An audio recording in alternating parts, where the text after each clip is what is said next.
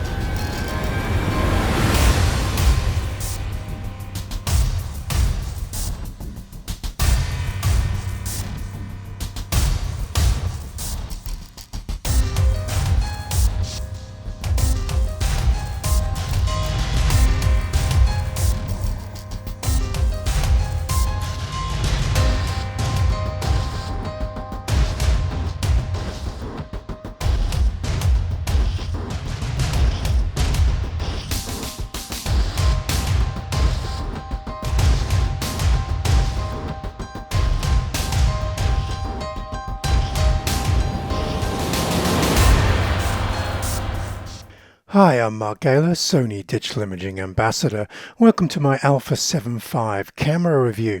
Now this is an Enthusiast mid-range dual card full frame camera, and it's got a little bit of company. Now these cameras are designed for photographers who primarily shoot stills. Now it's not an entry level camera anymore because I think the A7C II would fill that category because it's a better price. Now there are cameras designed for photographers who primarily shoot movies, and these are available from Canon, Nikon and Sony. You'll see the Sony FX III there has perhaps the shortest readout time of any of these cameras, and we're going to be delving more into the sensor readout time as we go through this review. The one thing that these movie cameras or cinema line cameras have in common is that they all have fans attached to the back of the camera. This is required to keep them cool because when you're shooting high resolution, high bit depth movies at high frame rates, the camera is going to get quite warm. And this is a constant source of issue or complaint for photographers who have bought the cameras that are designed primarily for still shooters. So keeping it cool is a really big issue. Now these cameras also are designed to go into rigs, and so they have attachment points. Here I'm highlighting the ones on top of the FX FX2 Sony camera there, and these help build the camera into a big rig with carrying handles, battery packs, focus rails, etc, etc. With the A7V, is this now the best camera in the bunch? Now, best camera is a difficult way to describe a camera, because when you're looking at an enthusiast camera, there are going to be compromises made to keep the camera affordable. No, it's not going to be as good in the performance stakes as maybe an A1 Mark II, and it's certainly not going to be as cheap as an A7C II. So best in whose eyes? Who is creating the checkboxes used to measure success and failure of these enthusiast cameras? If you're going to bail out quite quickly, I have to point out this camera is a major upgrade from the A7V IV. It has bigger and better dynamic range, it has faster sensor readout speeds, it has faster frames per second in continuous shooting at the 14-bit depth, it has improved subject recognition and AF tracking, it has pre-capture, it has improved steady shot, it has a better 4-axis multi-angle monitor and better battery life. So there's a lot to love with this A7V camera, but does it tick all of the boxes? Well, it certainly ticks the box for bigger, better dynamic range, and this is one area where a couple of the other cameras have taken a little bit of a compromise too far for some stills photography shooters. Now, I've been testing this and I won't be able to bench test to the exact dynamic range, but Sony's claiming 1 extra stop, so this will be the best dynamic range of any full frame camera they've made to date. Now, one of the great new features of this is, of course, its high frame rate in continuous shooting, 30 frames per second. Now, this 30 frames per second when using the electronic shutter has zero blackout. This is exceptionally useful when you're panning really rapidly. You've also got the added advantage that there's zero wear and tear on your mechanical shutter. So when you're shooting at these high frame rates, you don't have to worry that you're prematurely aging the camera because the mechanical shutter is not being used. More reliable AF tracking. Now, this is one of the things that I've been recommending is buy an A1 if focus tracking is your main priority. And the reason for that is when using a mechanical shutter in burst rates, the camera has to regain the position of the subject every time the mechanical shutter clears its way from the sensor. So I've been shooting these 30 frame per second burst rates, and you could basically take any frame from the burst sequences and reliably have a good focused image. Now, you will often drop a frame when using a mechanical shutter to do this type of work. So this is definitely a step towards the A1 Mark II and away from perhaps the AF performance of, say, an A7V IV or an A7R5. One of the great new features about the A7V is its pre-capture capability. So as well as being able to shoot at 30 frames per second using the electronic shutter, you can also start buffering those shots by either half pressing the shutter release or pressing the AF on button. When you fully depress that shutter release, then all of the photos in the buffer get recorded to the memory card. So this is great for bat and ball sports or where wildlife suddenly starts moving unexpectedly. Now, I typically have a third of a second to a half second delay in getting those decisive moments. So having this camera capture that moment where maybe a bird suddenly takes off is a great capability for this camera. Now, as well as birds taking off, I also managed to capture insects in flight. This is of course possible with Sony's new macro lenses that have these quad linear AF motors. Now, with the pre-capture feature, remember you will need to enable that. It is an option in the FN menu by default. So this is something that you can quickly decide that you want to start using this feature. Now, as I said, I'm roughly a third of or to half a second too late when capturing these decisive moments of birds taking off. So this is the point where I actually depress the shutter release, where the bird's already in flight. But the hero shot is some 5 shots back, and this is the shot that I actually want that is held in the pre-capture buffer. So this is a great way of reliably capturing that decisive moment with the A7V camera. So the best camera, are we there yet? I'm asking this question again because this camera will not tick every box, but does it tick all the boxes that you need as a photographer who shoots primarily stills? What or who is driving this relentless pursuit of perfection? Now, I don't actually think it's been the consumers, the stills photographers, driving how these cameras have been advancing. I think it probably is the manufacturers listening to the camera reviewers. And one of the things that the camera reviewers have been asking for some time is sensors with faster readout speeds. Now, the developments in one area can sometimes compromise a camera in another. It might be size, weight, cost, etc. But when it comes to sensor design, if they are optimized for video with faster readout speeds, sometimes these have been compromising a camera in the area of still image quality, such as dynamic range. As an example in point, we are comparing a Nikon Z6II with the Nikon Z6III. Now, the Nikon Z6III uses a partially stacked sensor, and I'll be explaining about that technology very shortly. Now, this sensor was probably designed by Sony, and when I first heard that this Nikon was going to use this sensor, I couldn't quite work out why it didn't first appear in a Sony camera. But looking at this photographic dynamic range test, we see it's performing with less dynamic range than the previous Z6II model. And this is something that I would not find acceptable as primarily a stills photographer. Now, this lower dynamic range is going to get even worse when I start using the electronic shutter. And I'll go into that in a little bit more detail later. So the changes to hardware for our A7V includes one of these partially stacked sensors, but it's not such bad news because we are claiming a bigger dynamic range.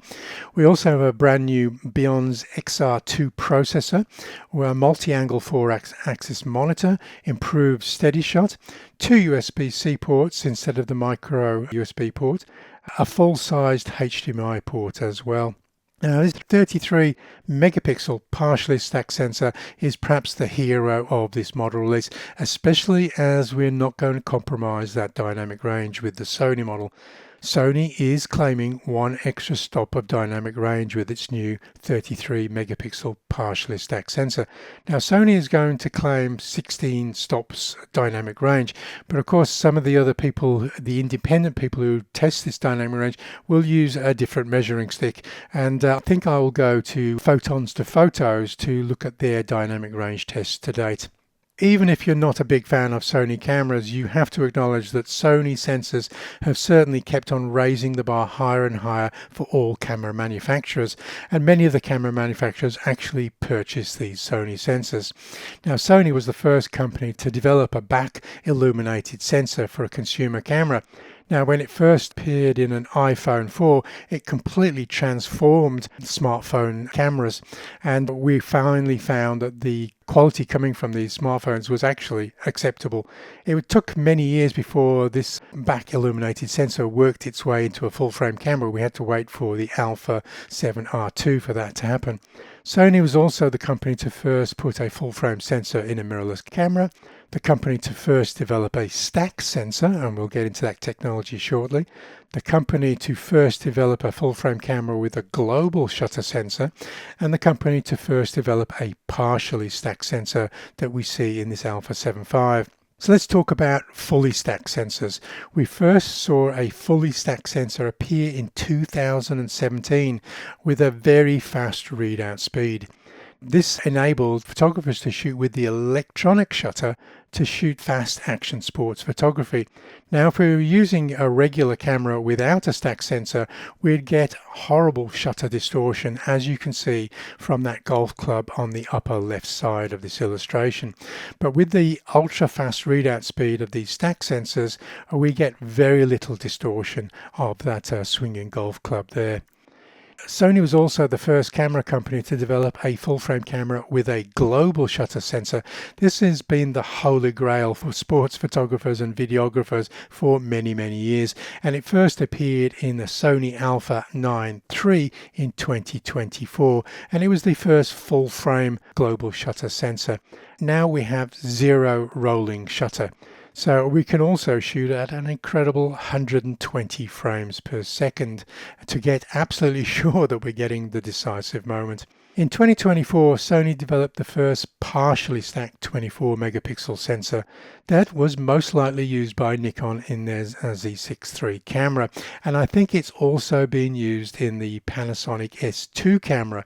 Now, none of the camera manufacturers and even Sony will admit to who they sell the sensors to and who is buying the sensors from Sony, but it stands to reason that given that Sony is pushing boundaries of this sensor development, it is almost certainly to be a Sony sensor. Now, a stack sensor separates the pixel layer from some of the processing circuitry required to achieve faster readout speeds. This is the stacking technology. Only the top and bottom of a partially stacked sensor is stacked to provide the speed boost without the expensive production costs of manufacturing a fully stacked sensor. So it's a little bit of a compromise, but we do get much faster readout speeds compared to the sensors without any stacking.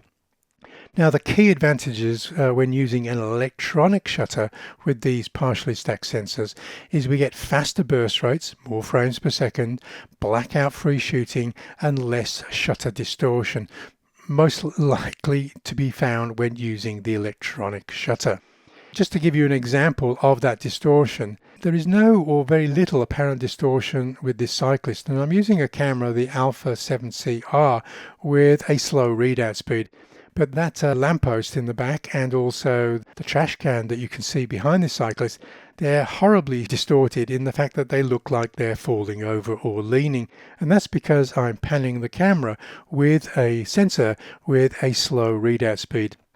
Now, this is really only noticeable when using the electronic shutter. Now, the 24 megapixel partially stacked sensors that we see in the Z6III and the Lumix S1 II. Now, these have been around for some while, June 2024 for the Nikon and May 2025 for the Panasonic Lumix there.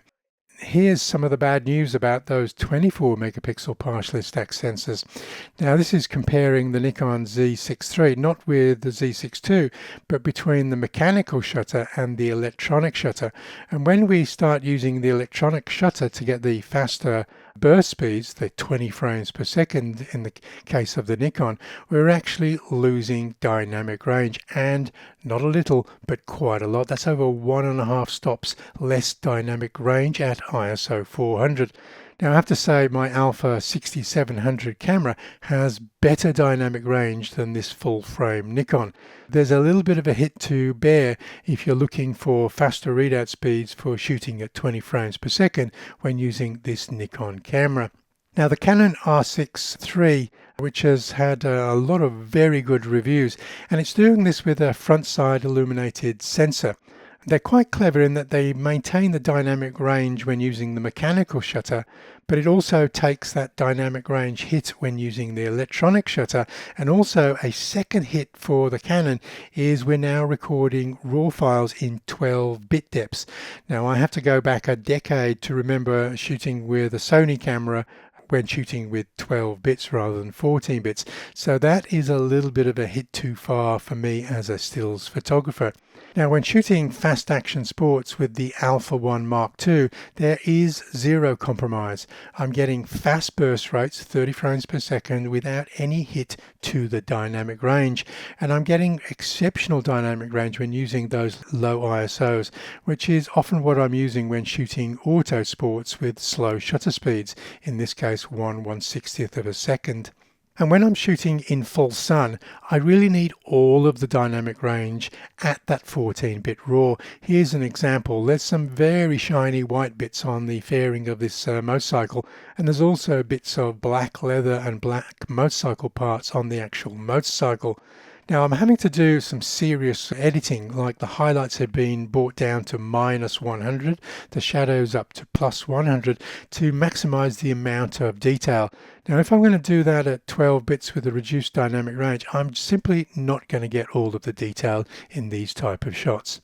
I would prefer to shoot with better dynamic range than more frames per second when shooting many sports, especially sports that don't include a bat and ball. And so here's the Alpha 7 IV shooting at ISO 160, 1/4000th per second, no shutter distortion because I'm using the mechanical shutter, but I am restricted to 8 frames per second to get live view panning in that frame. I'm more than happy to shoot at that 8 frames per second with some of the mechanical shutter cameras. With the A7V, I don't have to compromise on that dynamic range because we've got excellent dynamic range when using the electronic shutter, also with zero blackout. As I said, Sony are claiming 1 extra stop dynamic range for the A7V camera compared to the A7 IV. So if there's a little bit of a hit to the dynamic range, I think we've got probably dynamic range to spare when using the Sony. More about the readout speeds, because this has been demanded by many reviewers, and some of these reviewers are primarily interested in the movie performance rather than the stills performance. I do remember watching one movie review of the Panasonic Lumix S1 Mark II. It was a 20-minute movie, and all of the 20 minutes was devoted to the video performance of that camera, and not a word was said about the stills performance. And so this has certainly been forcing those camera companies to pay attention to the movie performance. And I have to remind you, we're looking at cameras which are supposed to be designed primarily for still shooters, because there are cameras designed primarily for shooters who shoot movies. So the A7V, the Nikon Z6III and Canon R6 III cameras have sensors with readout speeds now 4.5 times faster than the old Sony A7V IV camera. Now, to put this in context, the Sony A1, A1 II, A9, A9 II cameras have sensor readout speeds which is 4 times faster than these partially stacked sensors. Although the partially stacked sensors are much faster, they're not nearly as fast as the fully stacked sensors. And of course, we have the A9 III with the global shutter sensor, which has instantaneous readout. There is improvements, but of course this comes because these are Enthusiast cameras we're looking at, and we're trying to keep the cost down. A little bit more about shutter distortion, sometimes referred to as rolling shutter or the jello effect. This type of distortion occurs because a camera sensor is read out line by line, not all at once, as in a global shutter. Now we can increase the readout speed by using a partially stacked sensor, but it doesn't remove the rolling shutter completely. Now if you cast your eye over to the global shutter image sensor on the right, all pixels are being read out simultaneously.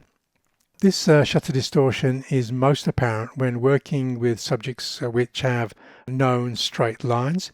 If you look at the bent propeller blades of this prop aeroplane here, this is because the rolling shutter reading out from top to bottom is too slow to keep those propeller blades appearing straight. As we look at other reviewers, they'll measure the readout speeds in a varying different ways, and I've seen reviewers refer to the readout speed in 2 different ways using 2 different measurements in the same review. It might appear the readout speed is being quoted as if it was a shutter speed. 1/15 of a second would equate to 0.0667 seconds or 66.7 milliseconds. Now if we increase the readout speed to 1/125th of a second, that would be 0.008 seconds or 8 milliseconds. And that example is 8 times faster than the first one. So the first readout speed is something very similar to the A7V IV, and the 8 milliseconds is still slower than the A1 II and A9 II cameras. One camera with multiple speeds. I'm using the A6700 camera as an example. Now we can get multiple readout speeds depending on what we're doing with that camera. And often I only hear readout speeds quoted as a single figure. So just to give you an example of how complex this can get, raw stills might be quoted for the A6700 as 64 milliseconds, but if we're shooting JPEGs with that same camera, it's now 25 milliseconds. 4K 60p movies, 15.8 milliseconds, which some reviewers consider as satisfactory readout speed when shooting movies. And 4K 120p movies, which works with a little bit of a crop factor, 1.6 times crop factor on the 6700, 8.1 milliseconds. And now this is a fast readout speed, slow for raw stills, fast for 120p movies. So readout speed varies depending on whether you are shooting photos or video and the crop being used. This is because different amounts of data are being processed. Just to give you a comparison of some of the cameras out there, measured in milliseconds, the Alpha 9 III with 0 milliseconds, 0 rolling shutter, the Alpha 1 Mark II, 3.8 milliseconds, the Canon R6 III, Nikon Z6 III, Sony A7V, all in the mid-teens. Now we've got an Alpha 7 III at 50 milliseconds, Alpha 7 IV at 67.6 milliseconds, and an Alpha 7R5, Alpha 7 CR at a slow 99.3 milliseconds. All of these are quoted for stills photography, not video or movies.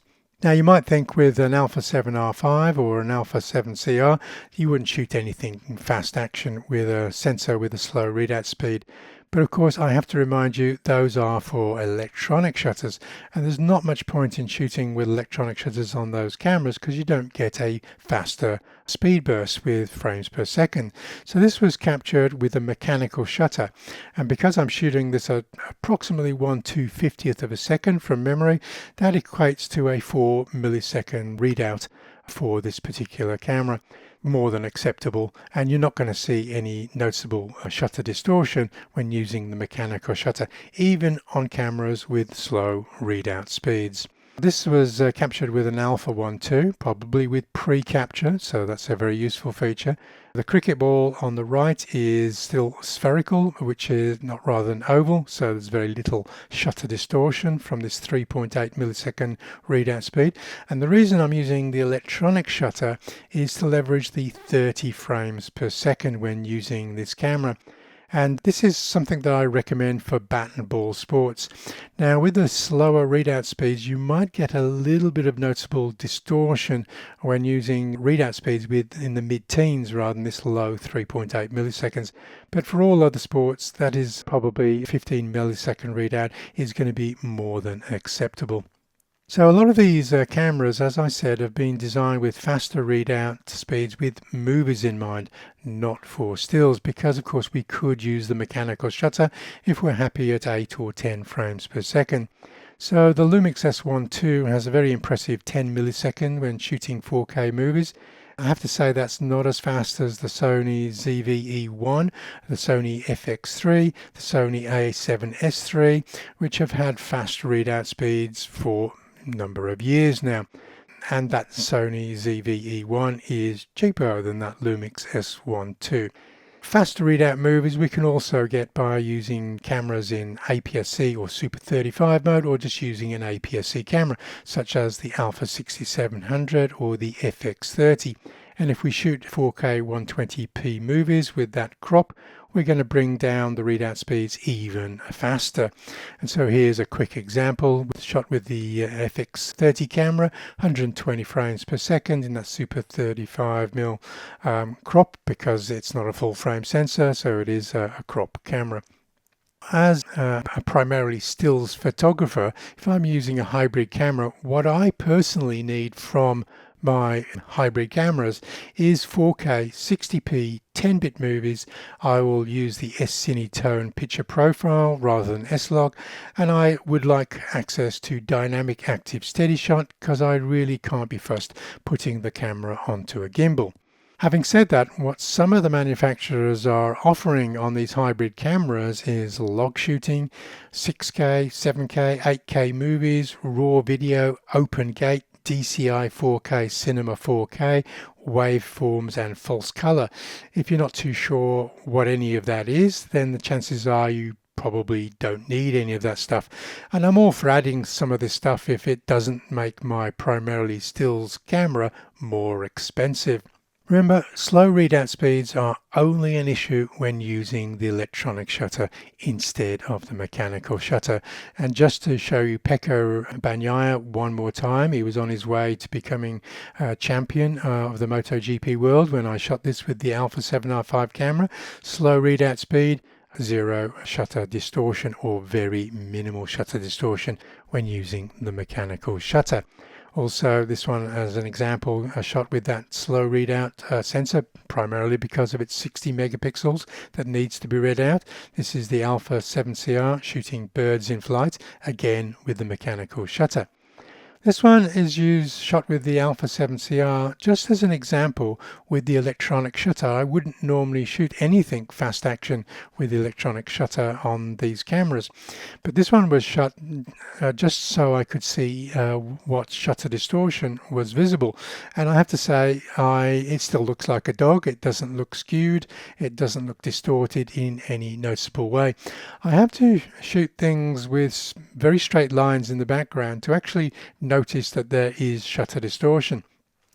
And you'll notice in many reviews, this is something the reviewers make a habit of doing. They will always pan the camera really rapidly across some fence railings or anything with straight lines to show you there is shutter distortion. Now, having said that, I can watch endless movies on YouTube or in my streaming accounts, and I rarely see a videographer panning the camera that rapidly in an urban environment. For many photographers shooting video, even choosing a camera with the slower readout speeds is not the end of the world. Now, when shooting stills, the electronic shutter is useful for sports, primarily used to achieve those faster frames per second that is beyond the capabilities of our mechanical shutters. And of course, we don't want to be shooting endless 20 and 30 shutter speed bursts with these cameras and prematurely age the cameras because we're using that mechanical shutter, which has a finite number of actuations. So here we have the Canon R6 III shooting 40 frames per second, admittedly with less dynamic range and less bit depth, and the Nikon Z6III shooting at 20 frames per second with less dynamic range. Thing I would probably need to remind people is question how many frames per second do you need? Okay, so because not everybody needs frames per second in excess of 8 or 10 frames per second. Now, when I was shooting this guy shooting with his pistol, I wanted all the 120 frames per second, and I wanted pre-capture as well, because if I stood any chance of having the bullet leaving the barrel of the gun, I needed as many frames per second as the camera could give me, and I also needed that pre-capture facility. But when shooting auto sports, I'm shooting the MotoGP in Australia each year, 10 frames per second is more than adequate. And when I need a burst speed of 30 frames per second, I will assign that to a custom key. So if this rider was going to fall off, I would just quickly depress that custom key and then quickly access 30 frames per second instead of 10 frames per second. If I shoot the entire 3-day event using 30 frames per second, I'm just going to have days and days of editing, trawling through tens of thousands of images, all looking a little bit similar to the previous or the next frame in the sequence. If I'm happy with those 8 or 10 frames per second, I really don't need faster readout speeds. And so if you do own an A7V IV or an A7V, it doesn't necessarily make your camera inferior to the cameras that I'm now showcasing with the faster readout speeds. So the key attributes for stills, I think, for any camera is first and foremost dynamic range, because when we're shooting landscapes and we're pointing the camera towards the sun, we need as much dynamic range as we can get. We want rich detail in the darkest of shadows and in the brightest of highlights. And when I'm shooting sports and I'm pointing that camera towards the sun, I need as much dynamic range as possible. This one captured with the A7V IV. And just to highlight dynamic range on the A7V, I don't think I'm wearing any compromise by having a camera that can shoot stills for landscape or shoot fast action when I'm shooting with electronic shutter when I need that 20-30 frames per second. And of course, I also value the higher resolution of 33 megapixels compared to the Nikon Z6II or 3 at 24 megapixels. because sometimes when I'm using prime lenses instead of zoom telephoto lenses, sometimes I can't always be at the right distance from my subject, so I'm going to crop in post. And having higher resolution sensors certainly means that I can use APS-C mode and get in much tighter. And if I then need to crop again in post-production editing, I can crop down to a 4K, which is a 2x crop, and still have plenty of wiggle room if I need to reframe that image in the APS-C mode. And of course, one of the attractions for shooting in APS-C mode is if I am shooting in 30 frames per second, then I'm going to get much longer bursts before the buffer is full and the camera starts slowing down. And of course, as long as I'm using good quality glass, even if I've done that 2x crop in post-production editing, I'm going to still end up with a sharp image, especially sharp because I've got ultra reliable AF tracking on these cameras. So that ultra reliable AF tracking is another reason perhaps to have a camera when we're doing these fast pans, is I'm going to get more hero images in a sequence. In fact, if I've acquired the subject well, when I start releasing those 30 frames per second, more than often than not, every frame in that sequence is going to be pin sharp. Let's dive a little bit deeper into the A7V specifications. As I said, we've got a number of key improvements here. The 33 megapixel partially stacked sensor, a brand new Bionz XR2 processor, the multi-angle 4-axis monitor, improved IBIS, 2 USB-C ports and full-sized HDMI ports. There are more, but these are the key changes. Now that new XR2 processor is new because we did have separated Bionz processors and AI subject recognition processors working separately. Now Sony have combined this into one super processor, the new XR2 processor. The A7 IV narrowly missed out on this feature. It appeared with the A7R5. It does appear in the A7C II and A7CR cameras. The A7 camera is perhaps the last camera to acquire the AI subject recognition, and it is incredible. It will find an animal even if the animal is looking away. If it can't work out where the eye is, it'll estimate where the eye is.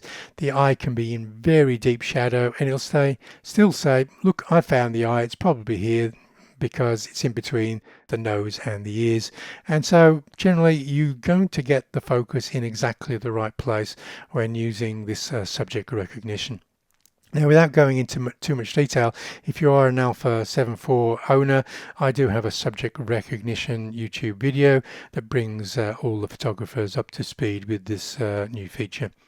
The 4-axis multi-angle monitor, it's the best of both worlds. It's great for videographers who need to swing the monitor around, but it's great for stills photographers who just need to tilt the monitor up or down. And also when working in vertical orientation, we can still tilt the monitor up or down. There isn't an angle you can get the camera in where the 4-axis multi-angle monitor won't give you a clear view of what you're photographing.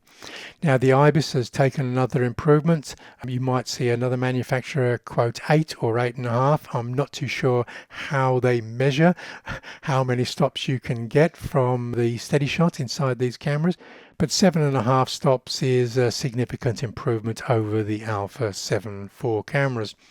Changes to firmware, this is a major makeover for the menus inside of this A7 V camera, and I'm only highlighting the major ones that I've currently found in this review period. Pre-capture, bulb timer, full-time DMF, improved tracking. So we've changed from sensitivity to AF level for crossing and AF tracking for speed change. We have new focus areas, the extra large, extra small and custom focus areas. We have preset focus and zooms. We have option to have the histogram and level on the same display. All shout a hip hip hooray for that one. Vertical display, customizable finder views, Basically, you can add information into the footer of the finder view. We have composite raw shooting, HDR shooting, battery saving and screen dimming features. A couple of the later cameras from Canon and Nikon, the battery life is diminishing, so it's great to see the battery life increasing on this A7V camera. And we have dynamic active steady shot, because for all videographers who don't like using gimbals, basically. Pre-capture is going to be big for some photographers, and other photographers may rarely use it.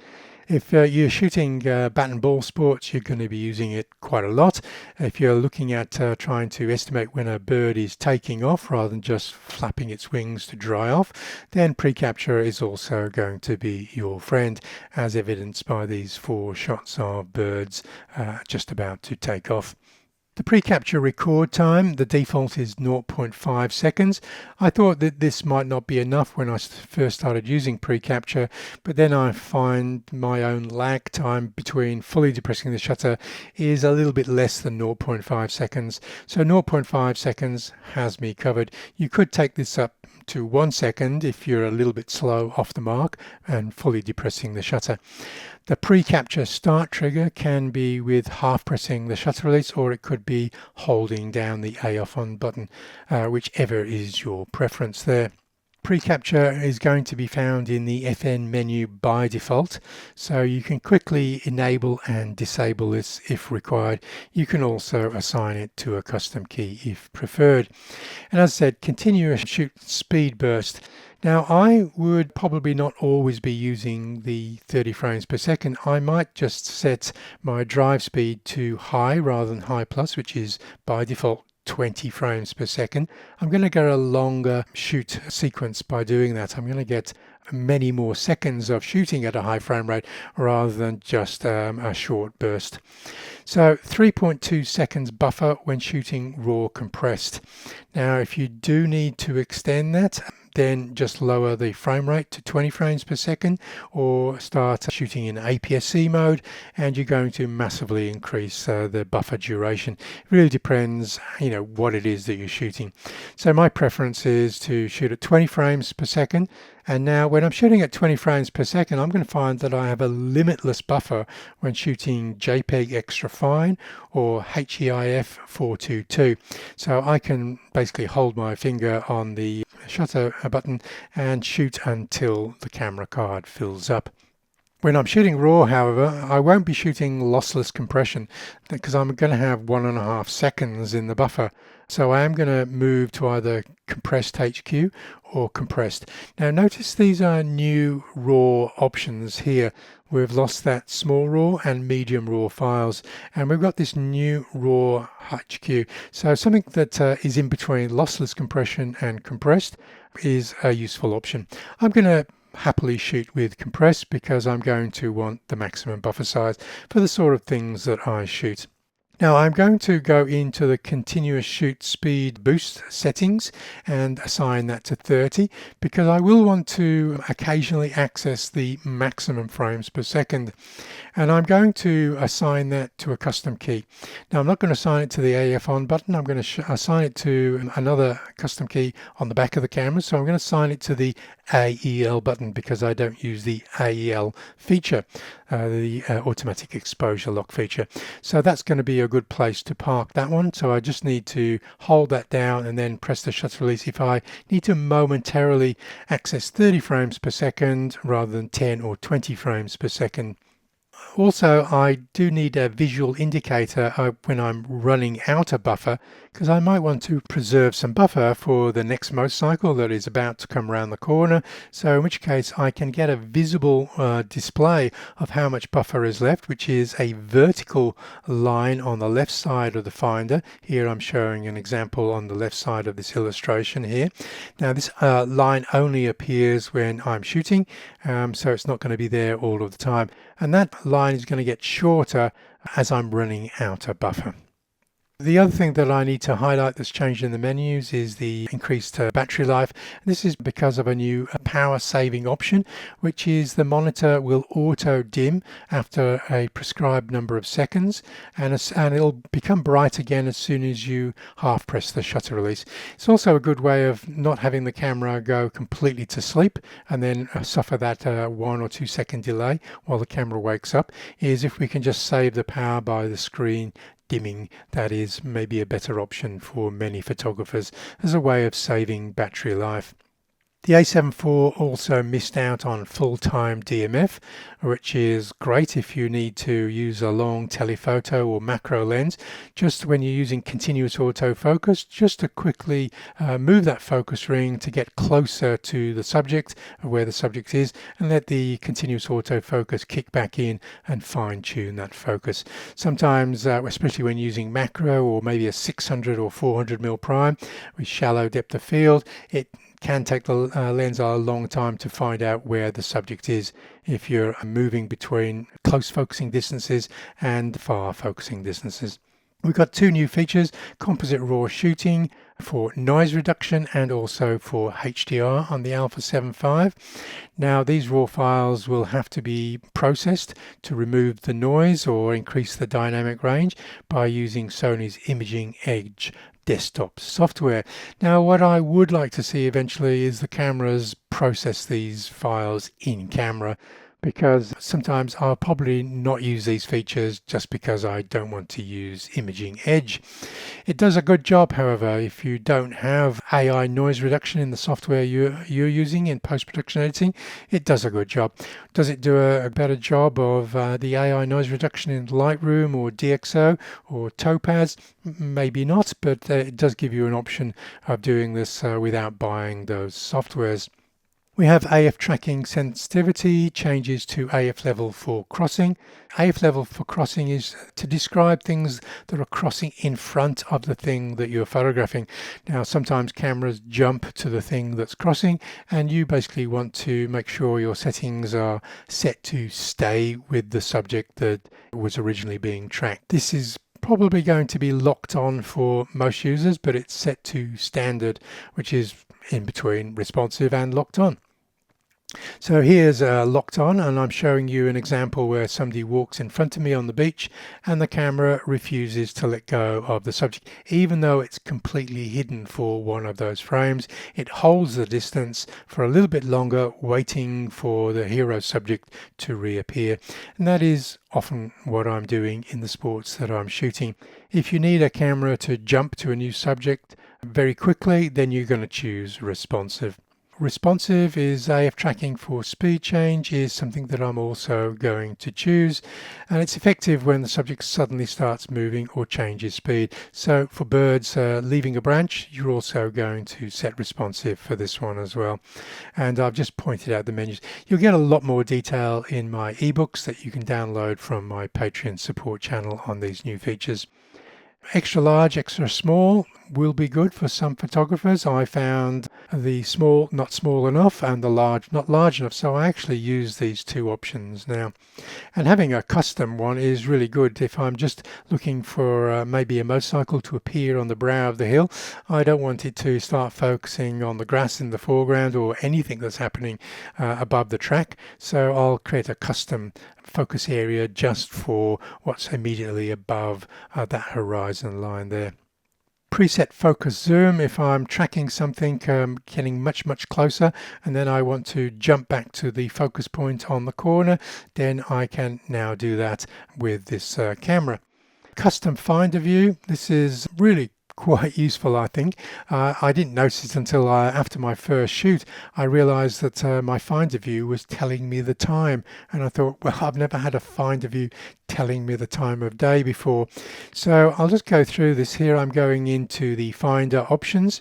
You'll see here I've got exposure and level on the same screen.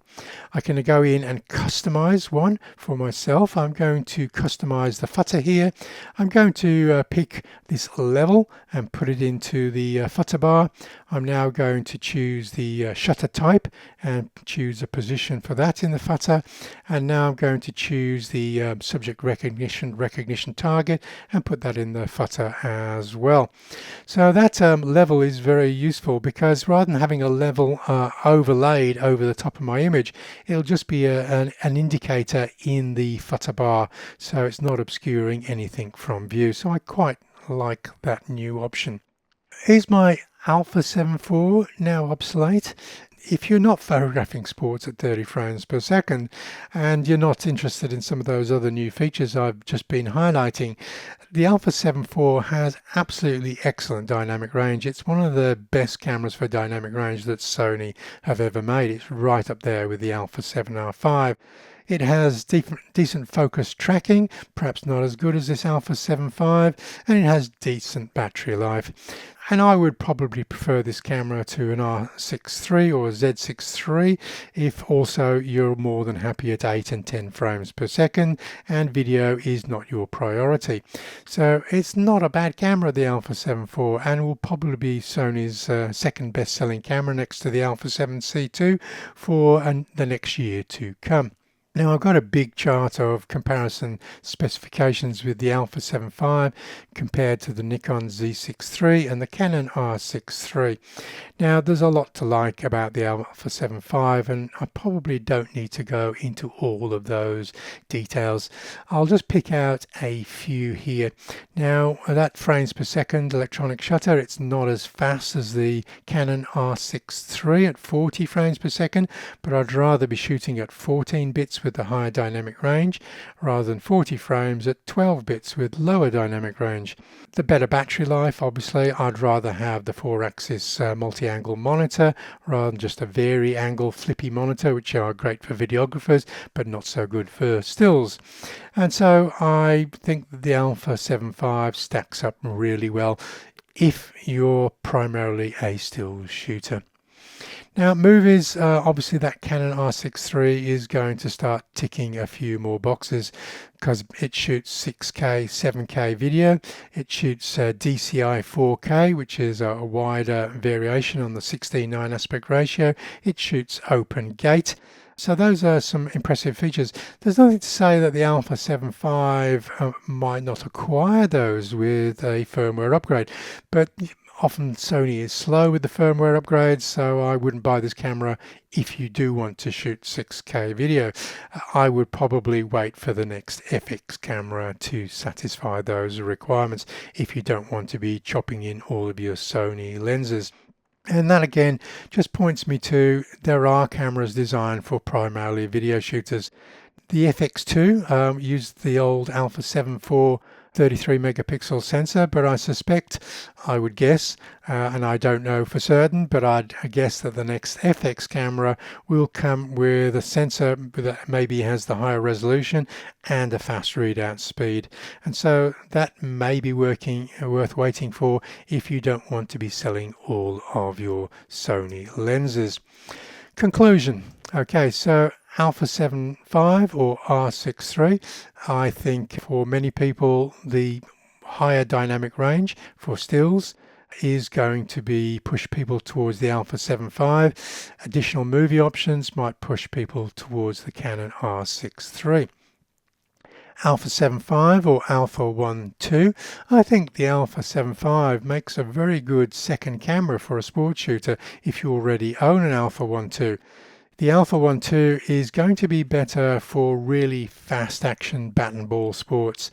So if you're shooting baseball, I think I would be looking for an A7V or A7V if you can live without pre-capture, and an A7V second hand might just be within your budget if you need those really fast readout speeds when using the electronic shutter. So here's a chart comparing the A7V with the A7V. It's less than half the price, so that's a really good selling point. Not as high resolution, not as fast sensor readout speed. Frames per second is the same. A smaller buffer on the A7V, so you're going to get double the buffer on the A7V. The Alpha 1 II shoots 8K movers, and we're limited to 4K at the moment on the Alpha 7V. Same monitor, got a higher resolution finder on the Alpha 1 II. We got focus and drive mode dials on the top left hand side of the body on the Alpha 1 II. We have to access those features from the menu on the Alpha 7V. We've got 2 CF Express card slots on the Alpha 1 II and only 1 on the Alpha 7V. We can now do 124K, but that's cropped on the Alpha 7V, but we can do 660p 4K with very minimal crop on the Alpha 7V, and that's more than enough for many photographers who shoot primarily stills again. That Alpha 7V has to take a hit in some of the specifications because it's less than half the price, so the Alpha 1 II is still the flagship camera. Alpha 7V or Alpha 7C2, there's less of a price difference now, but of course a lot of people will still choose the Alpha 7C2 if they're looking for quite a compact camera. Now the things that where the Alpha 7V does get better, of course, is that multi-angle monitor. The finder is going to be bigger, higher resolution with a higher magnification ratio. Yes, it does take a hit in size and weight, but we do get dual cards as well from that larger body there. So are we there yet? Okay, so I don't think we're ever going to be there. There's always going to be further developments that I would like to see the manufacturers work with. I would like, for instance, to see in-camera AI noise reduction and also in-camera HDR stacking. If we can get faster processors that can do that, if I've marked a hero sequence and I want the camera to stack that or remove the noise, I would like that option rather than going into post-production software. I would also like the camera to do AI focus stacking, just because, again, I really don't want to be looking at the hassle of doing that in post-production software. Now, if you're thinking really clever outside of the box here, I would, and it's something that I've been asking the manufacturers to do for quite a while, is I would like to see AI depth of field assistance using data from LiDAR sensors. Now, you might think that that's really wishful thinking, but Hasselblad have just put a LiDAR sensor on their latest model medium format camera, and that has depth perception there. In-camera HDR and pano stitching and a HDR display. Now, HDR display is because a lot of people now are acquiring HDR monitors for their home offices, and we can now get into HDR photography if we have a very high brightness monitor on the back of the camera as well.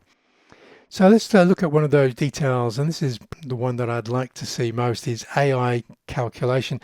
Now, I'm quite good at estimating how many stops I need to stop down when working in the field here, but I know it catches a lot of people out. They're shooting with their f1.2 or 1.4 lenses. Suddenly they start shooting 2, 3, 4 people. How many stops do you need to wind that aperture down to ensure everybody is in sharp focus? It knows when it can see other faces, and it should, with a LiDAR sensor, be able to estimate the actual aperture required to get everybody acceptably sharp. I would like the camera just to pop up f5.6, f8, f11 on the camera, and you select OK, accept that option, and the camera automatically switches from f1.4 to f5.6 or f8, so you're ensuring everybody in a group portrait setting is going to be in sharp focus. This would also be useful for landscape photography if we could just touch the nearest subject, touch the furthest subject, and then have depth of field that would cover our landscape shot. And as I said, Hasselblad has been the first company to put a LiDAR. It's pretty much all on the back of every smartphone, so I don't think it's a really expensive component to actually see even on our Enthusiast cameras. I have to teach people about hyperfocal distance. Where is the optimum place to put focus on? And to get the hyperfocal distance, I have to go into manual focus. I have to know what my hyperfocal distance is at a particular focal length and aperture, and then I have to dial that in to maximize my depth of field. But again, if I could just touch the monitor, say this is my nearest subject, that is my furthest subject, now set the optimum aperture to get both of these sharp in one shot, no focus stacking. In-camera HDR. Now the Alpha 7V is offering HDR bracketing in RAW, but we have to composite those in the Sony's Imaging Edge software. What I'd also like to see is, because I also don't want to be fumbling in my bag to get out some ND filters, I would like my camera just to do a smooth water effect. Basically, you put the ISO down to an exceptionally low value, way below 100, just so I can get extended shutter speeds without using an ND filter, which I have to attach to the front of the lens.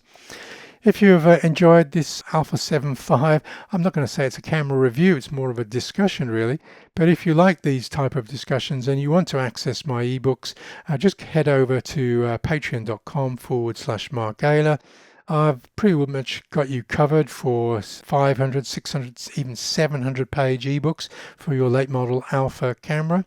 And I've got over 30 hours of photographic seminars on all manner of topics of photography that you can watch for a single 1 month $10 subscription. So that concludes my review of the Alpha 7V camera, which is an Enthusiast mid-range dual-card full-frame camera, and to remind you just one last time, for photographers who primarily shoot stills.